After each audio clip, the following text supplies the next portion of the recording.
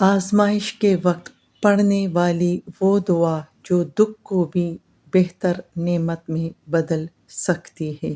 انا للہ و انا الیہ راجعون، اللہم اجرنی فی مصیبتی و اخلف لی خیر منہا۔ بے شک ہم اللہ ہی کے ہیں اور اسی کی طرف لوٹنے والے ہیں۔ اے اللہ مجھے میری مصیبت کا اجر دے اور مجھے اس کا بہتر بدل عطا فرما۔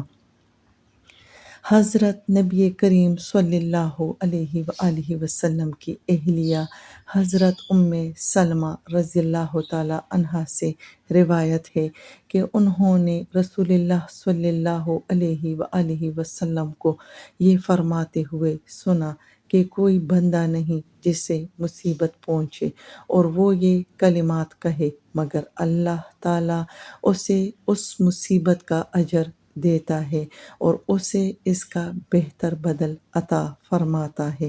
حضرت ام سلمہ رضی اللہ تعالی عنہا نے فرمایا تو جب حضرت ابو سلمہ رضی اللہ تعالی عنہ فوت ہو گئے تو میں نے اس دعا کو پڑھنے کا اہتمام کیا جس طرح نبی کریم صلی اللہ علیہ وآلہ وسلم نے مجھے حکم دیا تھا، تو اللہ نے مجھے رسول اللہ صلی اللہ علیہ وآلہ وسلم کی صورت میں بہتر بدل عطا فرمایا۔